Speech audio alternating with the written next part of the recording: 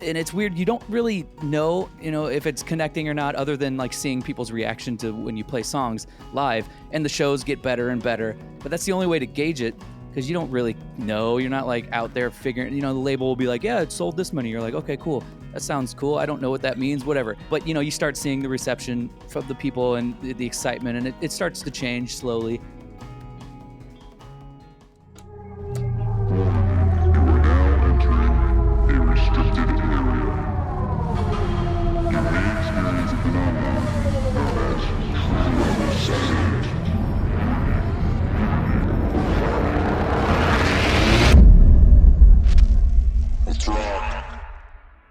Hey everyone, welcome to Season 5 of The Record Process.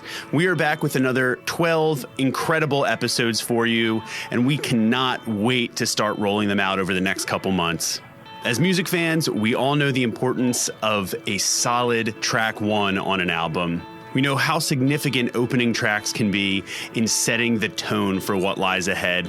So this week, we're going to dive into a record that did just that for the career of a band from St. Louis called Story of the Year. We sat down with lead singer Dan Marsala to dive into the formation and early days of the band and to talk about how they use creative and sometimes daring methods to attract the attention of genre heavyweights like Goldfinger and Linkin Park. The band actually went on to record Page Avenue with John Feldmann of Goldfinger at the helm. So we talk all about the lessons that Dan learned as a vocalist, as a songwriter, and as a musician throughout that process, and how his approach to recording vocals and performing live has changed over the years as well. All of that and much, much more is coming right up after this. So many of the albums that we'll be highlighting this season on The Record Process share one very important theme. And that's the idea of technology helping musicians and creators overcome the collaborative restrictions that once came along with geographic location.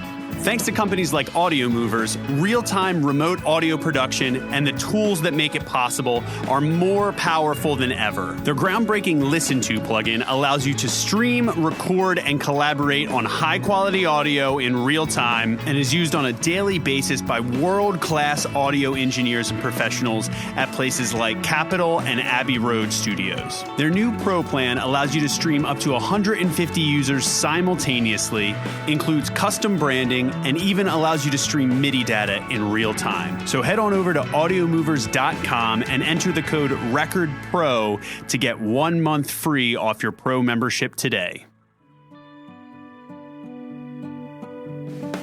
With over 1 million plus artists already relying on DistroKid to get their music into Spotify, Apple Music, YouTube, TikTok, Tidal, Instagram, and all the major streaming platforms, you may have heard of it before. But if you're not yet familiar with just how easy DistroKid makes unlimited uploads and retaining 100% of your artist royalties and earnings, now is the time to finally see for yourself. And that's because they've just supercharged the functionality of their platform with the recent release of their new iOS app. The app allows you to upload new releases, check your streaming stats from Spotify and Apple, edit release metadata, and you can even set push notifications that will alert you every time you've earned royalties that you can withdraw right from the app. In addition to getting your music uploaded to DSPs faster than any competitor, DistroKid also has a ton of great promotional tools that can help you market your music better. You can view and share hyperfollow links and allow fans to pre-save your songs in advance, get the credits and lyrics for your songs instantly uploaded, and you can do all this for just $22.99 a year. So head to the App Store and download the DistroKid app for free now. Well, Dan Marsala of Story of the Year, thank you for being here. That's me. This is going to be a great one. That is you. You are, in fact, the multi-talented, best known as the vocalist of Story of the Year. But we're going to get into that, too, because that role kind of shifted and changed a little bit, interestingly enough. Yeah. We have summoned you here, Dan, for a very special walk down memory lane in honor of, we were just talking about this. I can't believe it. I'm sure it's hard for you to believe as well, and a lot of fans out there. It has been 20 years of the legendary album, Page Avenue. How do you feel about that, Dan? Yeah, we've been forcing Story of the Year on the masses for 20 years now. Oh, feels good. Feels good. You got them right where you want them. They're on the ropes. They're about to give in. Yeah, it feels crazy. Like I was saying, I don't know. I feel like, our band just started and like, you can't really like fathom that amount of time. It just kind of, it goes by so fast and you're like, oh my God, that's been 20 years. And like we were just saying, our third record's 15 years old now. And now I'm like, what is happening to all the, it's like, it just goes by so fast and it's cool. It's amazing that we are still somehow at all relevant 20 years later and we can still pull it off and people still care. I never would have thought as a 21-year-old kid or whatever that anybody would care 20 years later about my band or we would have ever done anything with that first record. I thought maybe we'd sell a couple thousand copies and hopefully be able to get in a van and go around the country once or twice. And that was the only goal. And it definitely worked. Well, so yeah, it's a crazy feeling. Well, you sold a lot more than that. Tom and I were just remarking about that, which is quite unbelievable. I think the stat is certified gold in 8 months. You didn't even need the whole year. It went gold fairly quickly, and then it took another like 15 years for it to actually go platinum. It got to like 900 and something thousand sold, and then it wasn't until like a few years ago that we actually officially it went platinum too. But yeah, it went gold pretty quick. Yeah, it kind of hit like as soon as Until the Day I Die went to radio. It was just like it kind of just took off, and it was crazy. Weird time whenever man. Yeah, there was like MTV and stuff, and it was like a whole different time where people had to buy physical copies, and it was crazy. Totally. Oh, dude. Okay, so that is wow. I love that because this is going to be. I mean, I was looking forward to this beforehand, but even just thinking about that time and place where physical sales were doing things like that, and things where songs were smashing terrestrial radio, songs from like our kind of like scene as well. Major labels were signing punk bands and metal band, man. Okay, so let's start from the beginning, as they say, Dan. I think because there's some really interesting backstory as to how it all kind of got to the Page Avenue era. And I'd love to take a beat for you to share that with our listeners, if anybody might not be aware, because the band didn't start out with similar lineup. And I think a lot of the building blocks getting you to the point where you were working with, of course, John Feldmann on that record. Talk to us a little bit about how that all came together and what the first couple years of the band looked like. Yeah, well, we're from St. Louis, all of us, and we had a bunch of different local bands throughout the like later '90s. When we were all little punk ass kids. So we had a bunch of different lineups. I was a guitar player and a singer originally. That was like always what I wanted to do. But at some point, me and Ryan, our guitar player, we were trying to start a new thing, and we didn't have a drummer. And I was like, I can kind of play the drums. I was like, cool. So I just became the drummer for like 5 years. And that was whenever we changed our name to Big Blue Monkey, which is what later turned into Story of the Year. But I was the drummer for a few years with Ryan. And then we stole Adam from his band. And it just kind of all formed naturally around St. Louis, just playing local shows together with different bands and different people. And then I started singing, and we were still called Big Blue Monkey. But it was the exact lineup that we have now, but we were called Big Blue Monkey for a couple years. And I never was trying to be a drummer, but everybody always is like, yeah, you're a drummer, right? And I was like, well, yeah, but I wanted to be a singer. That was always my goal. It just kind of, I fell into it because, when you're, St. Louis isn't a huge city, so there's not like millions of professional musicians everywhere. So it's just kind of like, whatever we could play, we're going to start this band. We want to be in a band. I don't care what instrument it is, So then around 2000-ish is when we actually formed like the lineup where I was singing and Josh was drumming, and Ryan and Adam. And we were a 4-piece for a long time. Then we got another guitar player named Greg for a while. And then we had another guitar player named Phil for a while. It's like we tried to be a 5-piece for many years, and then eventually went back down to 4-piece because you make more money the less people you have in your band.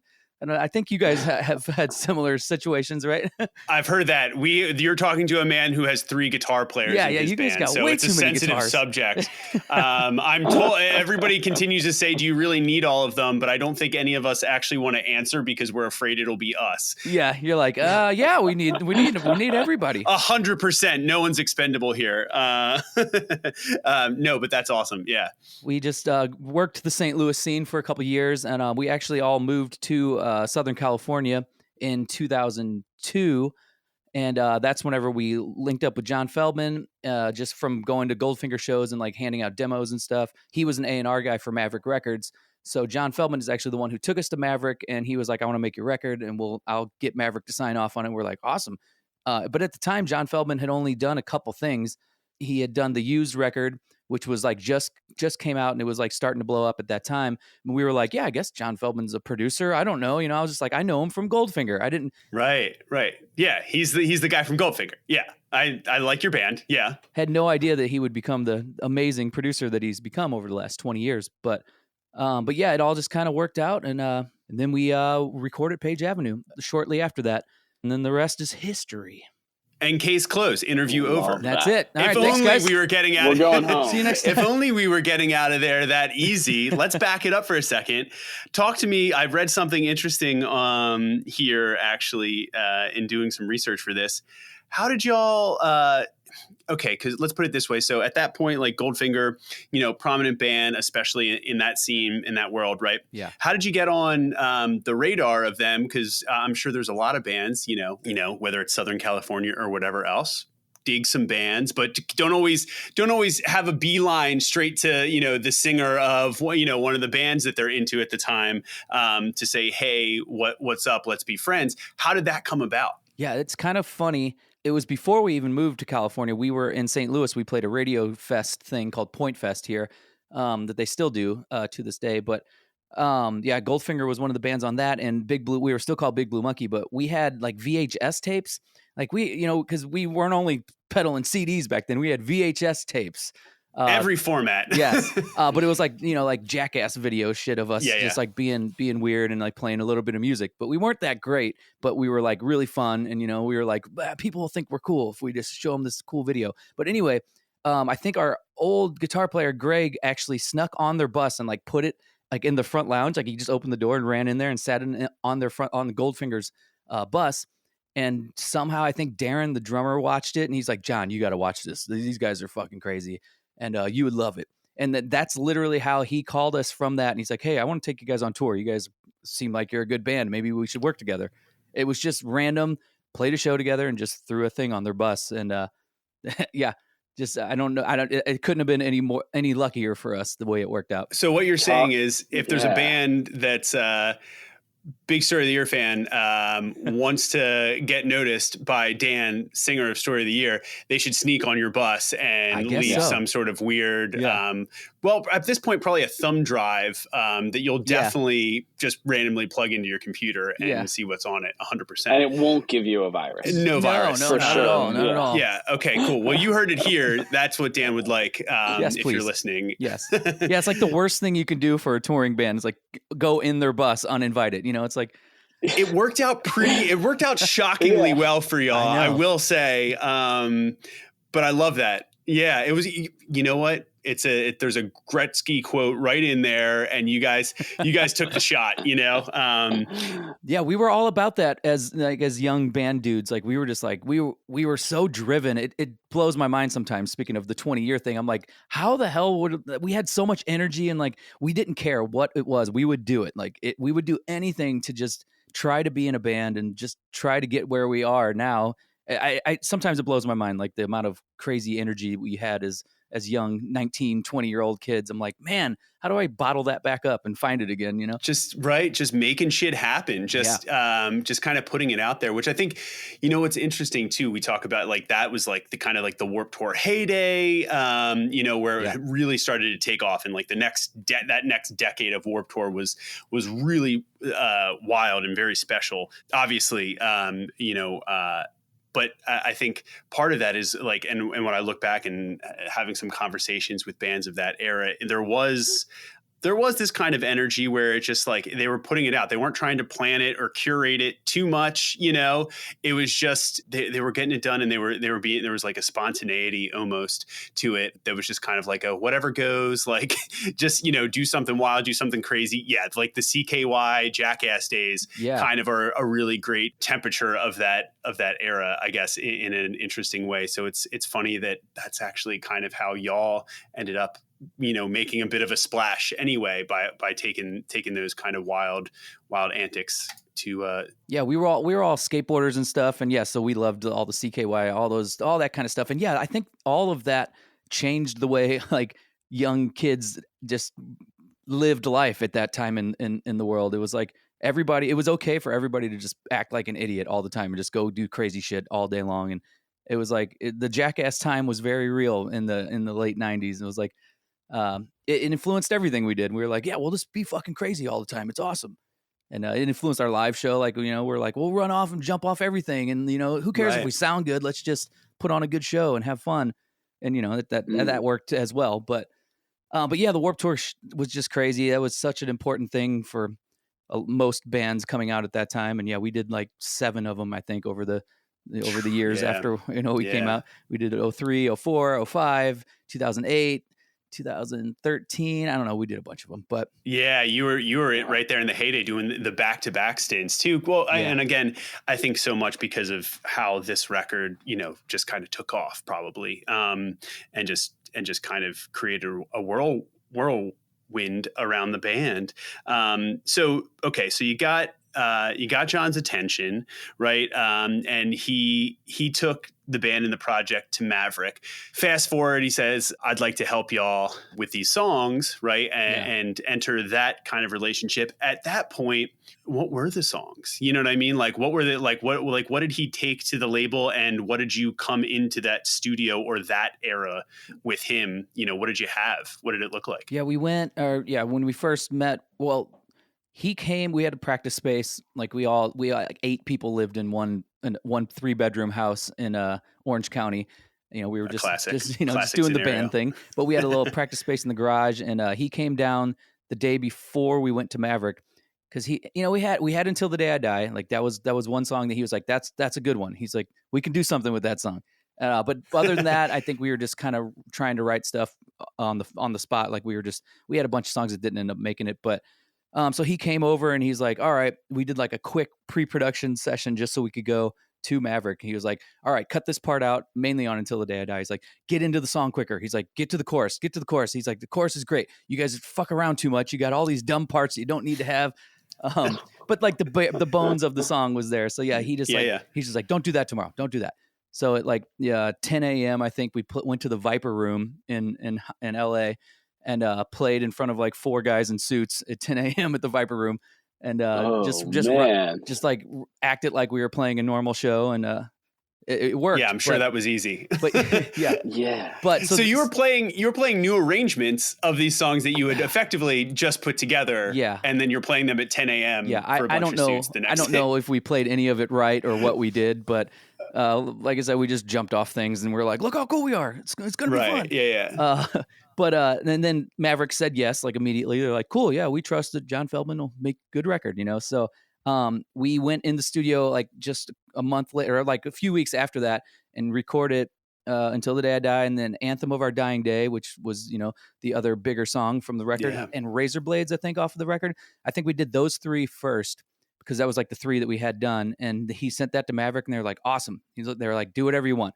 Make the rest of the record, have fun. So we kind of went back. We took a couple months in between and wrote the rest of the record, and then finished it up like 6 months later. But it was pretty crazy that Anthem Over Dying Day and Until the Day I Die were the first 2 things we recorded, and they just out of the gate. We were like, wow, I guess this is going to be a good record, you know.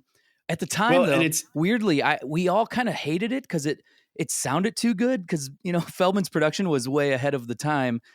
You know, he was like ahead of everybody on like how good his stuff sounded. And I was like, man, that doesn't sound like our band. I was like, that's like so clean and good sounding.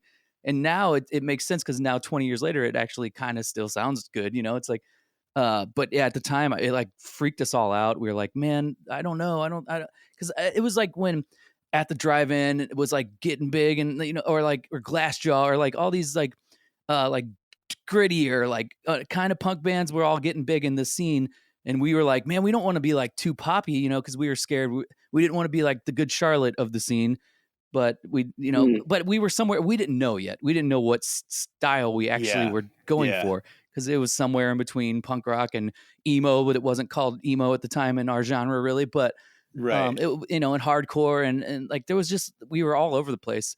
So I don't know. I just went on a tangent there, but yeah, it was a weird time. No, that's actually interestingly enough, one of the things that I think is really interesting and that I kind of wanted to focus on was your influences as a band, kind of going into that, and where you were at, and then almost the kind of juxtaposition of what John was coming from. And as you kind of said, his productions and his style has now, especially in the last 2 decades, come to, carry a certain weight along with it, and a certain style along with it. And I can understand if there would be some sort of trepidation, if not a very large trepidation from y'all, hearing that back and hearing those decisions and being unsure. But this was a moment too where, I think the band is finding their footing in that, in terms of like cementing what it is. And I think I'd love if you could speak a little bit about it, because I think it's the mix of those two that really made something special, that kind of seemingly, let's be honest,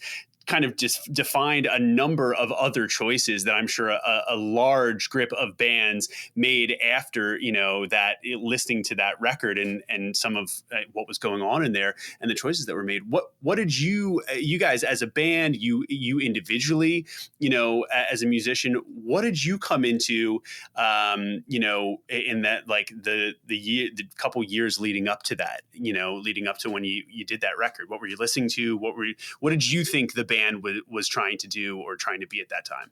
Yeah, it was confusing, because even the dudes in the band, none of us are all like, we all listen to a lot of different stuff, and there's like a few bands that we all like, like it was always like Rage Against the Machine and then Deftones, but then like a lot of punk bands and stuff too. I was always into like the more 90s, like Epitaph, Fat Records kind of punk rock stuff. So I had some vision in my head that like we were going to be this fucking fast punk band.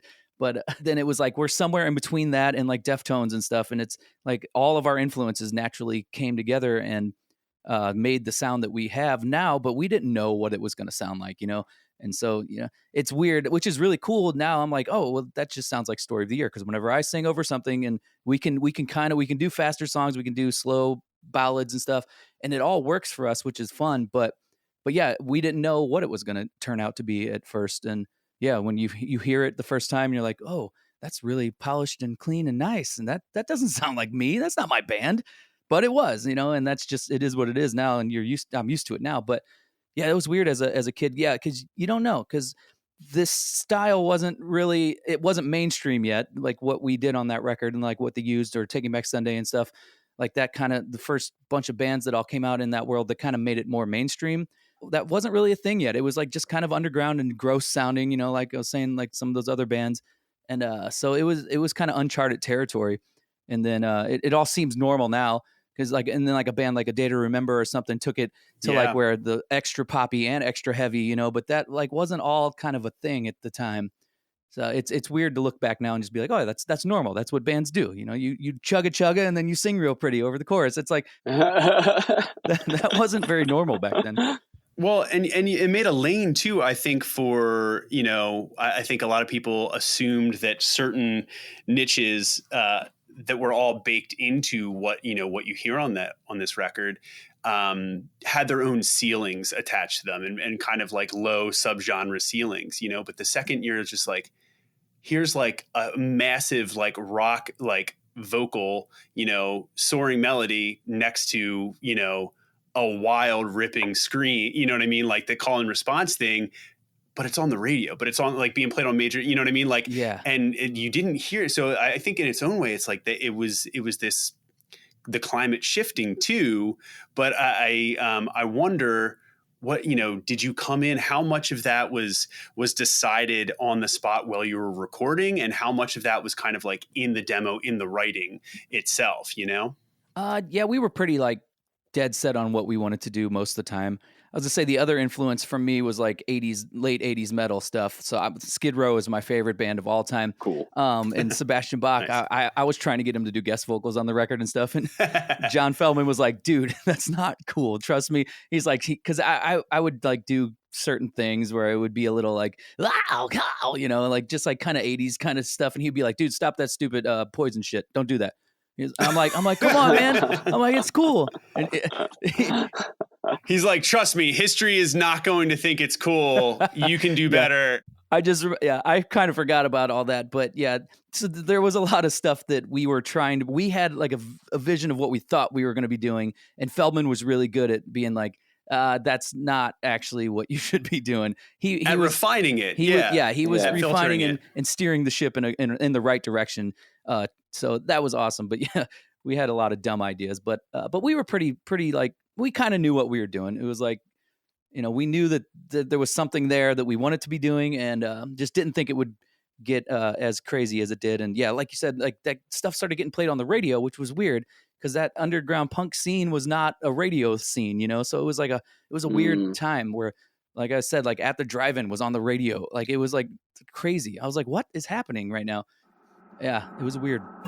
As music fans, we know that the records we love are more than just something we listen to, right? Over time, they become a part of us and a part of our identity. And nobody knows this better than the people at Rockabilia, the best online shop for band merch, hands down. For more than 30 years, Rockabilia has offered the largest selection of officially licensed music merchandise available around the world. They do it all, from authentic concert t-shirts to band hoodies and posters, and even accessories from your favorite iconic artists. They do hats, backpacks, bags, pins, belts, you name it, they have it, as well as exclusive access to limited edition designs that you can only get through them and the artists that they partner with.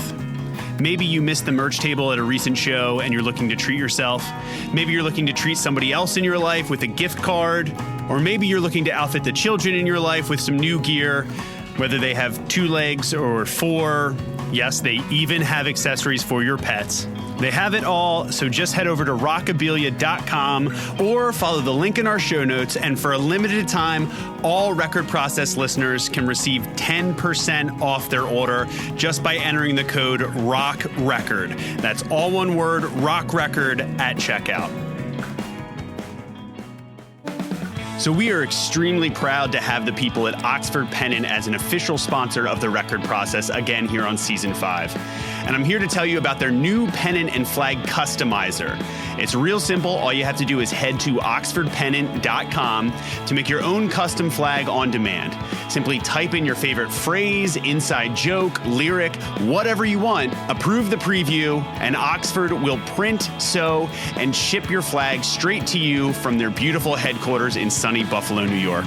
Creating and ordering your own custom flags from Oxford Pennant is actually so easy and affordable now that I'm concerned I'll have to start paying off my co-host Tom just to prevent him from putting every dumb thing I say this season on a flag. Seriously, I wouldn't put it past him. But with great power comes great responsibility, as we know, and that's exactly what Oxford Pennant is giving you here. All you have to do is head to oxfordpennant.com, search Customizer, and let the designing begin. So like you were talking a little bit before about like John's input on like before you went into the Viper Room, but like specifically on like the record, like when it came time to tracking, like is there a specific moment where something just like clicked for you? You're like, oh, I trust John with my whole heart, or was like it trepidatious up until like you heard the final product?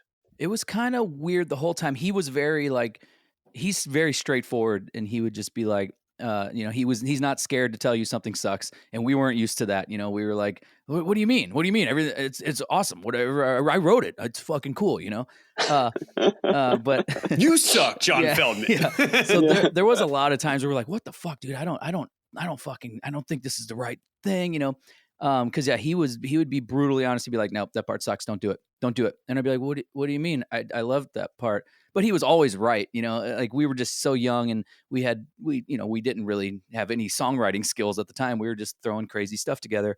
And he you know, he was making it more of a pop formula that we weren't used to. It was like, oh, we have to go back to the chorus. Why do we have to go back to the chorus? You don't have to do that. He's like, dude, trust me, you guys got to go back to the fucking chorus here. So yeah, there was a lot of headbutting in the studio, and that's partially, mostly why we didn't end up doing our second record with him. And looking back now, it was all dumb stuff. We just had young ego, you know, and we just thought we knew more than we did. But now looking back, he was 90% of the reason why that record was so good. And, you know, him telling us not to do most things was the right choice. But it's hard to hear when you're, you know, a 20-year-old kid and you think you know everything. It's crazy. It's a weird. Yeah, dude. I mean, and I think what you're kind of, what's really nice about that, like how you're kind of unpacking that there is, I mean, obviously you've had years and like we all get wiser. We all see like, you know, where certain decisions or ego-based things might have come from, you know, when you're younger. But I think regardless of taste or preference, or, you know what I mean? Like, cause I think you'd probably agree with this too. There's a number of lanes that a song can go and still be good. You know what I mean? There's parallel universes where there's somewhere out there, one thing with you doing that like Skid Row Poison vocal thing, that song exists in a parallel universe. And maybe for somebody it's great. And maybe for somebody it's a better version of that song, right? We will never see that version in this universe. But like the point being is, especially when there's that much energy going on and that much stuff happening for your band and you're that young, I think sometimes you need somebody that is just willing to commit to a decision and a lane instead of sitting there for a day and being like, well, I guess maybe, and kind of debating which one is better.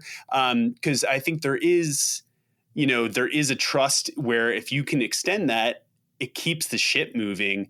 And that's ultimately sometimes just as important in terms of getting to the end as it is to being like, is A or B better right here? Because there's hundreds of thousands of decisions that get made on a record, right? There's no right or wrong answer, really. Like you can do whatever you want. There's no rules. Exactly. Kind of. There are rules if you want to be in a certain realm of songwriting. But yeah, it is good to have somebody just at least to be the voice of reason outside of the band to just be like, no, that's not good. Or yes, that's the one right there. Because when you're writing a song as a band, it's really easy to be stuck in the song and not really see it outside of what, you're just focused on little things that, sometimes you can't see the whole song and what you need to be doing with it.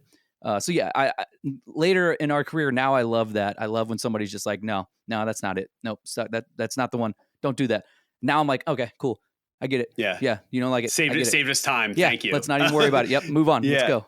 Yeah. I love that now, but yeah, it was harder as a young kid to accept that, Were there any moments or any specific parts, I'm curious, from this record that were maybe hotly contested? I don't mean to, again, if it's triggering for you, that's okay. But I know with Wonder Years, it's like there's definitely, and I've forgotten most of them, thank God.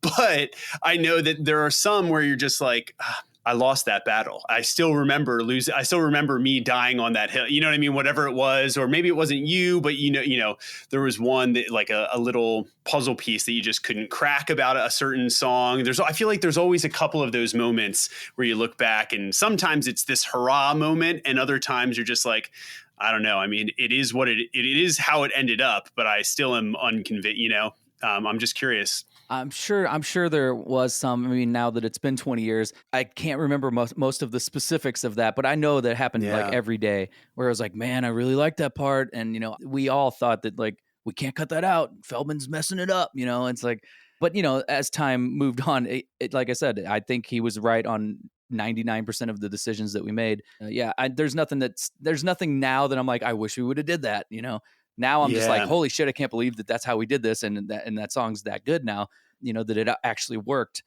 I can't stop thinking about Until the Day I Die with like 80s metal vocals now. Cause now that we talked about it, I think we all want to hear that. I'm playing it in my head and I'm like, yeah, this is gonna be sick. Dude, is that the 20-year like revisited version? Yeah. Dude.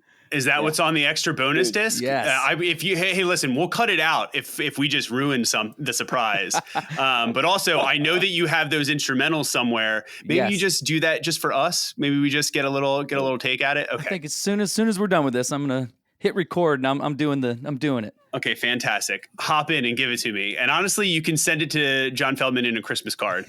Be like, see, this is what we could have had. See, look at this. Look, you ruined everything, John. No, that's literally, that kind of stuff was the only thing I really remember, like thinking that not necessarily 80s part. I wanted to do gang vocals on everything. I was all into like Sick of It All and like New York hardcore kind of stuff and 80s metal at the same time. I was really stupid influences, but so I was just always trying to do way too much dumb stuff, and he was right. Yeah, I guess what I'm taking away from it is that like y'all were in the budding stages of this new iteration of Story.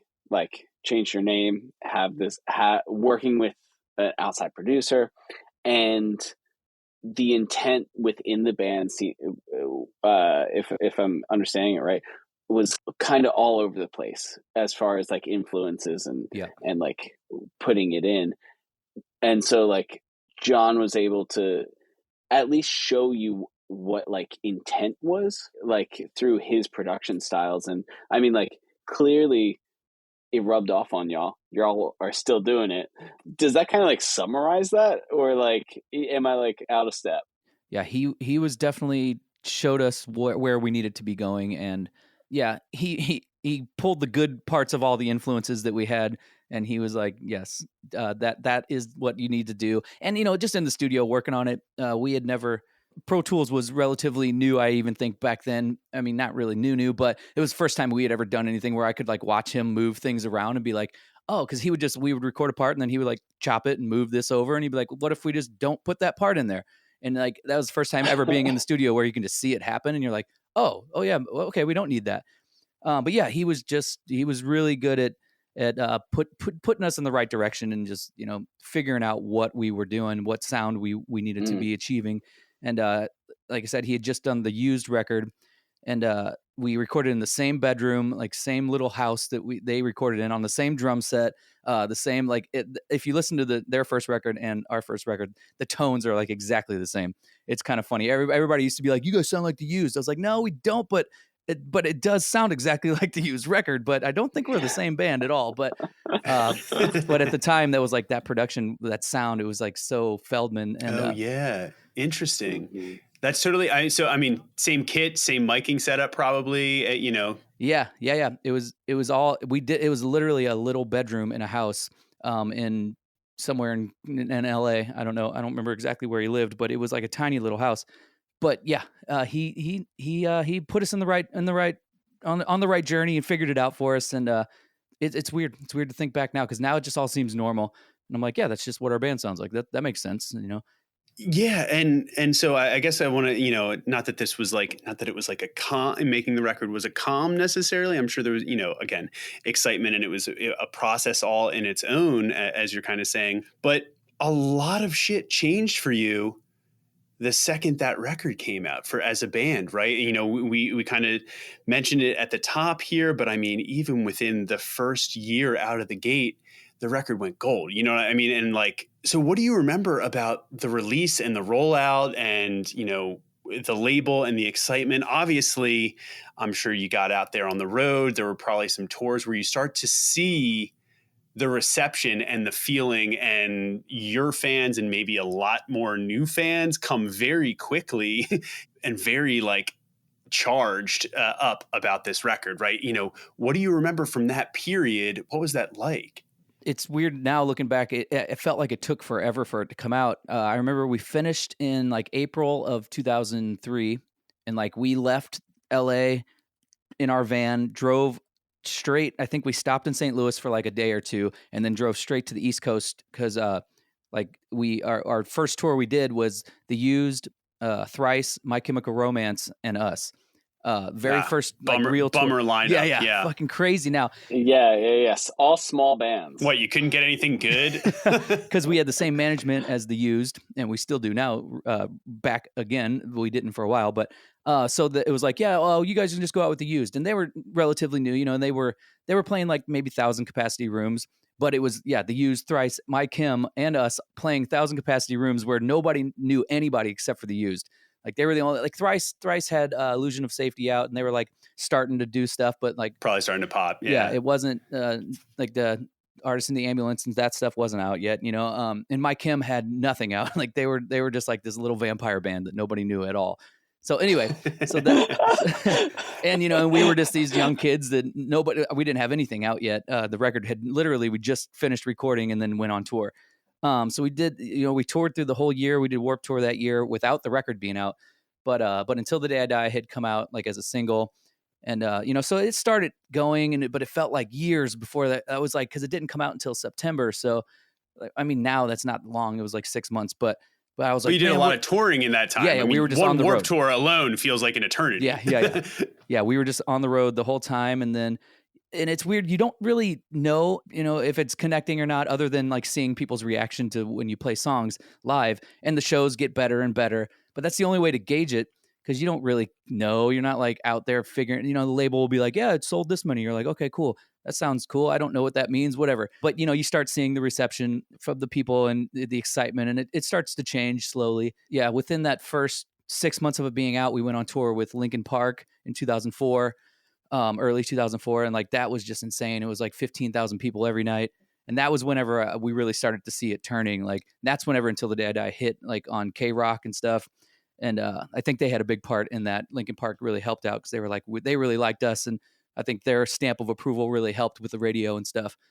Yeah, it was just a whirlwind of craziness. And then, yeah, just kept going. Wow. Okay. So that was kind of the moment, because I was going to ask, because it's interesting, because at that point, again, anybody, you know, people that were listening to this now, and you're just like, well, how did it take so long for you to know? It's like, you would know immediately the second you just look at Spotify. Yeah, there was no Spotify. The second you look at Apple. You know, you really are just like out there in the dark. And unless you're like looking and charting first week on Billboard, that's like there's no way to gauge really how far your reach is from something.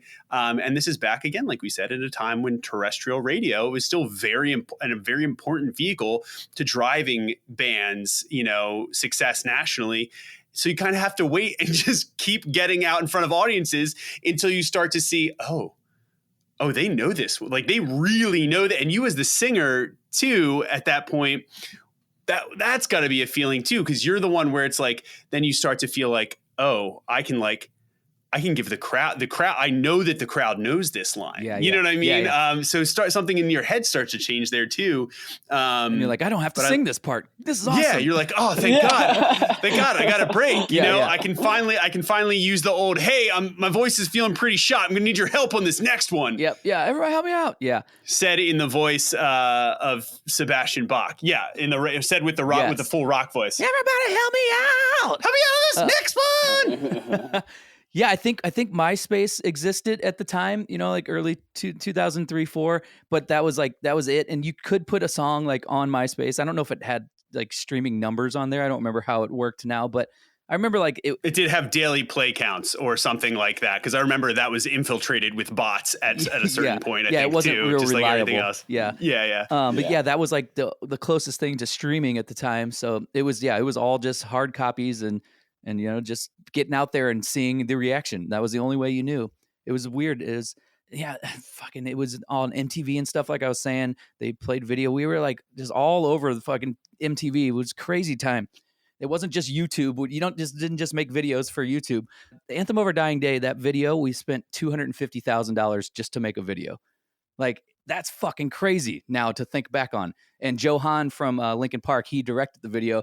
And yeah, $250,000. You wouldn't even spend that on like the biggest production of a record now. You know, it's like, it was so crazy. I mean, we made 3 videos for that record, all around $200,000. You know, it's like, so we spent almost $1 million just on videos on that record cycle. It was unbelievable. Well, I mean, it was that, you know, TRL and all of that was still such a thing and such a driver that it was like that medium, especially, it hadn't changed yet. Yeah. It was real important for the whole scene. Like, you know, the Fuse was a big thing at the time too. I don't even know if Fuse exists anymore. I'm sure it probably does, but yeah. Video was really important still at that point.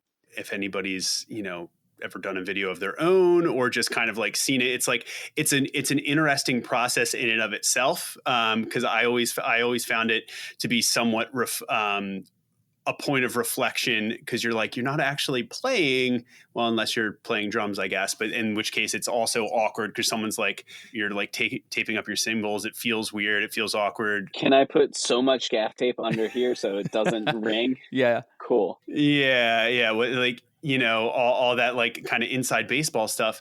What was it like when you doing those videos, like, because they're a production at that point, they're kind of like asking you as a band, right, to like go like play like a professional actor on a movie set. So what was that experience like too? Because that's such a big part of these like seeming, what became massive hits from that record in that era, but then doing these, huge productions. I wonder, like, give our audience some of that back scene too, because I mean, even like my band, it's like we've done videos, but probably nothing to that, the scale of that, of what a major label will put out into videos like that on a record like that at that time.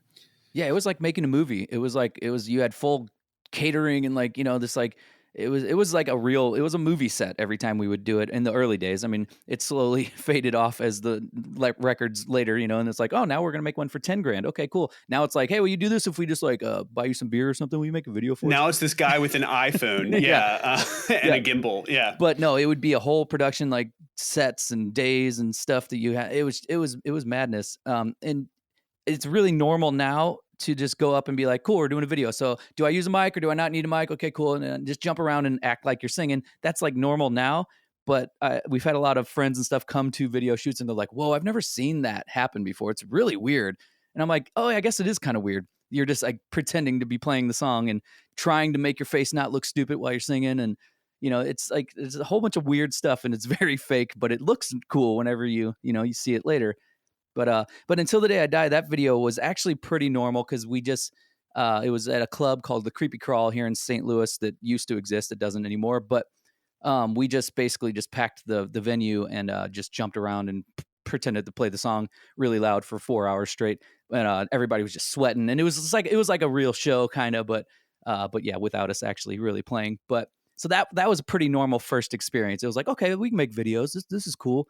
Let's just get sweaty with all of our fans. This is cool. Right. But like I said, that's our comfort zone. That's our bread and butter right now. That was easy. But Anthem Over Dying Day, that one was crazy. We had like crows flying through the set and like all this stuff, like real birds that we had to like get to, just like crazy stuff, like a whole set. Like it's if you watch it now, it looks very, very intense of a lot of work. But it was a weird time because I don't know if you remember or if you know a lot about My Chemical Romance, but at the time they were making fucking movies, like World War II fucking action movies, for their videos. And like everybody was like, dude, we have to make like crazy videos. It was like everybody was setting the bar, and it was like everybody was one-upping. You couldn't just the theatrics. Yeah, you couldn't just do a performance video after a while. It's like, no, you have to make a movie for this song. Everyone's like, get me Spielberg, get me Michael Bay. And like 30 Seconds to Mars, they've Jared Leto's an actor, so it was a little different. But yeah, they were making like these crazy independent films for their fucking video, and it was a weird time, man. It's crazy. Yeah. Wow. Dude, wow. There's just so much there. I appreciate you sharing with that. I can't wait to go back actually now and try and look for the crows. Yeah. Because it's been so long since I've probably seen that. I'm going to do that shortly hereafter. So thank you for that. Yeah. While you're recording Sebastian Bach's cover. Right. Yeah. And we'll just, and you can just pipe that over. This is what a fascinating time and place and just case study in such an important record. Congrats on 20 years, dude. That's, again, like out here still making music, still doing it. How's the voice holding up? That's a lot of singing and screaming and everything, dude. Voice is fine. That I've learned how to manage much better. It's way better than it used to be, technically, because now I know how to warm up properly and not lose my voice every day. But yeah, when you first go out on tour and you don't have any idea how to sing or what you're doing, you're just like, I'll just sing as hard as I can every day. Yeah, I lost my voice every single day on tour back in the day. But I'm sure if anybody saw us in 2003, they were just like, that guy can't sing at all. But no, that you learn how to make that work over the years, and I don't think that people really lose their voice later. Maybe some people do, but it always seemed like it just got easier, and the more I learned about how my voice works and stuff. But right. Do you remember anything about? That's actually a really great point. I'm surprised that should have asked this, but maybe I'll go back now. What was like tracking the vocals for that record? I mean, like, because it's one thing to kind of, just sit there and just try and hammer away at getting the right guitar part, the right take. But for those kind of vocals and how pushed they were, you only have so many of those in the tank every day. Do you remember, like, how did that go for you, especially being so early and, you weren't as conditioned, from singing those songs on the road like that yet? Yeah, I didn't know how to scream very properly at all. So yeah, it was just like, okay, go for it. And I would be like, I remember like passing out a couple times, like just screaming way too hard. And it's way different singing into a mic on a recording than singing live. And, the first time you experience that, you're like, whoa, this is like way harder. You have to like really do it right.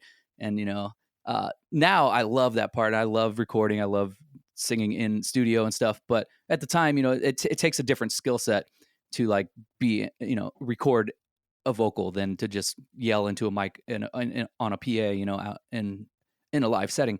So yeah, it's a whole different thing. So it was a lot of learning and figuring out how my voice reacts to that. And, it was hard. I remember, learning how to scream properly in the studio was much harder than doing it live. Is there anything that, like, from those vocal sessions that you were doing then, is there anything that like still translates now, 20 years later? Probably not. I didn't used to warm up or anything, and now I'm very adamant about I have to warm up, for every time we play. But no, I would just go in and like just start fucking ripping. I was like, I'm young, I don't give a fuck, And I remember like a few days in, Feldmann was like, hey, on your drive up today, sing along to some stuff like in a low register. He's like, get your voice working, because it would take like an hour before like I would get the sweet spot, because it's just like you come out and you're like, ah! And he's like, oh fuck, this is gonna take forever. So yeah, we were learning, and he'd be like, yeah, warm up a little bit tomorrow. And it's like, oh, okay, cool. Yeah. Cause yeah, I do see that I get better as an hour into fucking singing. I'm sure I learned things then that, yeah, I do use, over the years. And it's a constant learning process with the voice. It's a stupid instrument, and you can't just change your strings on your voice. I'm always like 10 days in a row on tour, and I'm just like, man, you guys, why do I have to be the singer? I'm like, this is hard. Yeah, someone get me a fresh pack of chords, please. Vocal is my preferred brand. Does Guitar Center carry vocal cords? Do they have that now? Yeah, can we buy those in bulk? Ernie Ball, what do you got? Yeah. Oh, dude. Well, no, and I mean, I'm sure, it's like you learned a ton of lessons from that period of making that record. But dude, and just like anything else, it's like you learn from the making of it, and it's paid you back in a lot of ways. And you guys have built something that's really cool. I very much appreciate you taking the time to share the backstory of that record, man. Congrats on 20 years. That's awesome. Yeah, it's weird to look back on it now, and half the stuff that I'm remembering now, it's like it just pops in, and I'm like, oh yeah, wow, that was crazy. Because you just keep going. Like, you don't think about these things. You don't plan any of this. You're just like, oh, cool, we made a record. Let's put it out. Let's make another record. Let's put it out. On to the next tour. Yeah, totally. And it's a never-ending process. So like, to slow down and be like, look back on 20 years later, it's very interesting. It's fun. Amazing, dude. Yeah, we're glad you could do it, and we wish you the best. Hopefully we'll cross paths very soon. Absolutely. But until then, be well, and I'll see you if we make it another 20 years. 40 years anniversary. Yeah. I'm just skipping over decades now. We're just doubling. Yeah, no 30. We're not doing 30. We're only going 40. No, fuck 30, dude. 30 is a money grab, dude. Yeah, it's 40 or bust. Okay. No, Dan, this has been awesome. Thanks, dude. Yes. Thanks for having me. And I'm sure we're playing something together pretty soon. So we'll hang. Oh, I have no doubt. I look forward to it. Awesome.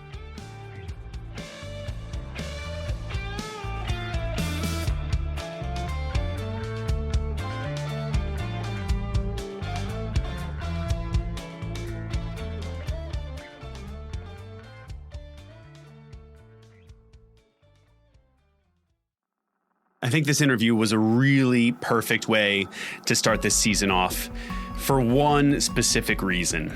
We talk a lot about trust on this show, trusting your collaborators to help you make something that's maybe beyond your individual capacity as an artist or band. But I think what's equally as important is understanding when you need to supersede the opinions of others and trust your own instincts, and how those two can kind of sway back and forth across an artist's career. And finding that balance, although it may not be perpetual, is a really valuable skill set to learn. And sure, the band brought in someone like John Feldmann to produce Page Avenue, and I think, as Dan said, that made the record a lot of what it was and helped them trim the fat. However, what got them to that point and on the radar of people like John and bands like Goldfinger was them being resourceful and creative and refusing to overthink things in order to get on the radar of other bands in the scene. And I think what you'll see is how the idea of balancing where you place your trust will become a common thread that sews all of these episodes together this season. Every aspect of any great record starts with a vision and somebody believing in that vision. And from there, the challenge becomes finding others to help you pull aspects of that vision into focus. So join us next week as another guest helps us pull our vision into focus right here on The Record Process.